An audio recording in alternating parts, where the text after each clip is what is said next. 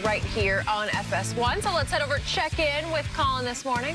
Hey, Colin, what's in the show? You know, we live in Los Angeles. I don't even know what second place in the world What feels like anymore. The Rams are winning, the Lakers, the Dodgers. Analytics should inform us, not control us.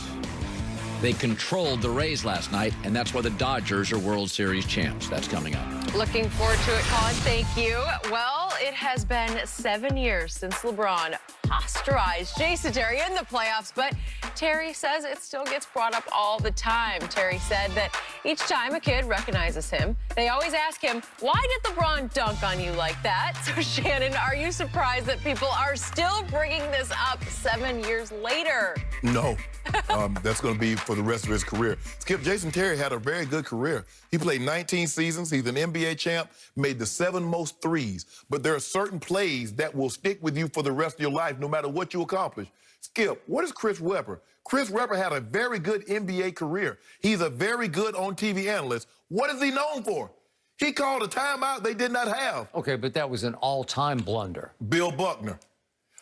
Think about Jim Marshall. Skip, Jim Marshall played 20 years for the Vikes. He never missed a game as a defensive lineman in Minnesota. But what is he known for? He scooped up a fumble and ran the wrong way. I got it. But was this a blunder by Jason Terry? He's 6 feet 2 inches tall. LeBron is 6'9". He just happened to be in the way. Wrong place, wrong time. Yes. But didn't that happen in 2013? Yes. Okay, what happened in 2011? Skip, there was this thing called the NBA Finals? It was one. See, Skip, that's a series. This is one play. Hey, do you realize what Jason Terry did to LeBron over those last 3 games when LeBron just melted down in a way we'd never seen a superstar melt?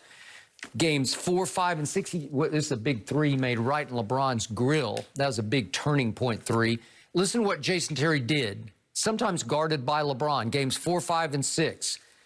17 points, 21 points, and led all scorers in the closeout game 6 with 27 points. Yeah. I made the case. He could have been the MVP. I did. I made a case for him. I thought he was the MVP over Dirk. And I know Dirk was the sympathetic, sort of romantic choice, Okay, I got that. But this was Jason Terry at his greatest. Right. And so I think you can argue LeBron was getting even with him, but I think Jason Terry still has the big advantage over LeBron. Well, he does. He won the title, Skip, but there are certain plays that happen, Skip, and that's what you go. Skip, Bill Buckner had a very good career. He was a very good batter. I think he won the batting title one year. I mean, I covered him out here in L.A. when he was a Dodger. He was really good. But you're not living that down. Okay, I got it, but that was a mistake. What Jason Terry did was not a mistake. He should have been there. He should have just moved out the way. Hard to live it down. And we got it. It's a good day to be a fan in L.A. Congratulations to all those Dodgers fans out there. That's all for Undisputed. The Herd is on next. We're back same City time of champs, tomorrow. baby. That's what we are here. Their 32-year title drought with a Game 6 win last night that included a shortened season and a playoff bubble. All of this while L.A. was just coming off the high of LeBron leading the Lakers to their 17th title in the Orlando bubble in just his 2nd year with the team. So, Shannon, which championship run was more impressive to you, Lakers or Dodgers? Be honest.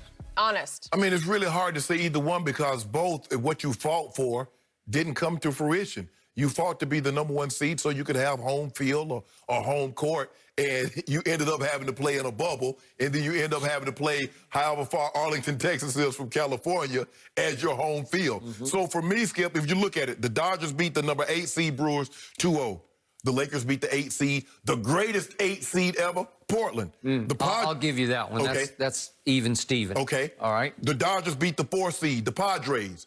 We beat the 4 seed. Who was that, Skip? The Houston Rockets with 2 MVPs, James Harden, who's revolutionized basketball. Wait, the Padres had the 2nd best record in the National League, though.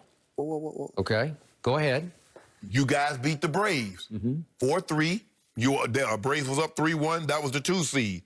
We beat the Nuggets, which was the 3 seed, because the 2 seed that we should have been playing gagged. Okay, then they beat the Rays. We beat the Heat. The Rays were the fourth favorite in preseason betting odds. The Dodgers were the favorite. So, Skip, I mean, both It's like, which is heavier, a ton of bricks or a ton of feathers? They said the Lakers, we were going to be like the fifth or the sixth, the fourth or the fifth seed, the sixth seed in the West. We weren't even supposed to be here, remember? It was Clippers, Clippers, Clippers, because we weren't mentally tough. Remember you said that, Skip? Yep. Oh, the Nuggets going to be better. All these executives said, well, who's going to get to the Western Conference Finals? Who's going to get to the NBA Finals? Poor little Lakers couldn't even get a vote. Nobody voted for us. And then they robbed us of the MVP. They robbed us of Defensive Player of the Year. They robbed us of Executive of the Year. They gave Executive of the Year to Lawrence Frank. Skip, you know we deserve that. And wait, he's with the Clippers. Go ahead. We got AD. Y'all got Paul George. Even after Kawhi Leonard did a switcheroo on us, we had to fight. We had to put the pieces. Okay, we got to get Danny Green. Bamboozled you. And guess what? And guess what? And guess what he got? Guess what he got? Guess what we got? It's equal skipping 50-50. It ain't no, because what everybody fought for. They were 60 games. They was 43-17. They wanted home field, wanted to see Dodger fans see them celebrate. That didn't happen because of COVID. We fought to be able to have our home games in Staple. That didn't happen. So the mental aspect of it is that you're isolated from your family. You got to do this mentally. I keep telling you, Skip, the greatest key to survival is not size. People think it's size and speed and strength. It's adaptability. You see, the alligator's been around for 60 million years because it's been able to adapt. We were able to win championships. We, Laker Nation, City of Champions, City of Angels, because we could adapt. You couldn't. The Dodgers just proved to you they could adapt to any circumstance and situation because they scratched and clawed down one of the toughest roads to a championship you will ever see. Meanwhile, your Lakers cakewalked through a bubble owned by LeBron James. How? Cakewalk. Let me ask you a question. How did he own the bubble? There was the same circumstances. Everybody else was in the same environment as the Dodgers. The Rays was quarantined, was isolated. The Padres were isolated. The Braves were isolated. The Brewers were isolated. They got no benefit. Those were all soft bubbles because they weren't exactly keeping you in a confined space. You could go out at night. You could go away. You could see your loved ones. It was different. Well, that's what happened. That's why they had all these forfeits. Okay, that is exactly right. What did you get to do? LeBron got to take your team to the bubble because he smelled blood. He said, I got this. I can go back to my AAU days, and I'm going to take my team. I'm going to lead my team, and I'm going to show them. How long did it last? 2 months or whatever? 3 months. They were there 95 days. Months, yeah. We will suck it up, and we will embrace the bubble in ways that the Clippers, the team that would have beaten you if you had ever met. Now, since you told me that the Dodgers, that it was a soft bubble, the Lakers had to talk, because there wasn't nothing soft about their bubble.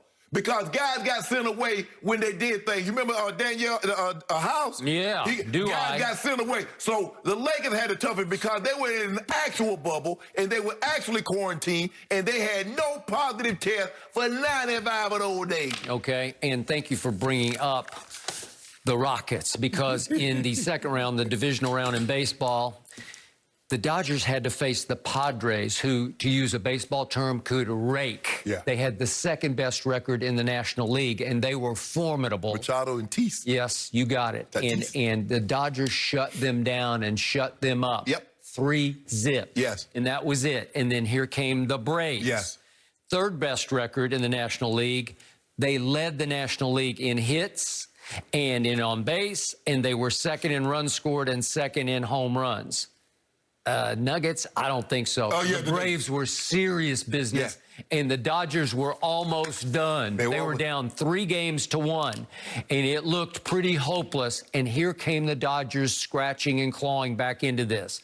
LeBron and company never faced the kind of adversity that the Dodgers faced against the Braves, because the Braves were really good. They were 50-50 with the Dodgers. When you like us, Skip, you don't have to worry about adversity. When you got the old GOAT James, and you got LeBron, you got baby GOAT, what adversity goes over our Then guess who was waiting for you, for the Dodgers, in the World Series? The Rays, with the second best record in all of baseball. They were a team from top to bottom. They were difficult to deal with. And wait a second, did Blake Snell and Arozarena, let's take those two. Did they get hurt in game one of the World Series? They did not. What happened? Goran Dragic got hurt. He was their leading scorer of the Miami Heat in the finals, in the playoffs. He got hurt in game one and was gone. And Bam hurt his shoulder and was never the same after game one. We beat the brakes off you. Remember, we had a 20-point lead when all those guys got hurt. Yeah, we beat the brakes off you in game one. Yeah. With Bam and Dragic. You didn't have beat a 20, the brakes. you had a 40-point lead. Exactly. Yeah. With Bam and Dragic. The Rays were serious business. It took an inexplicably dumb decision by the manager, Kevin Cash, last night in the 6th inning to give you the one break that you got, Dodgers, to get home in 6 games. It looked like it was headed for game 7. But think about what we had to do. We're a big team. We like to start JaVale. And then we get to the Rockets,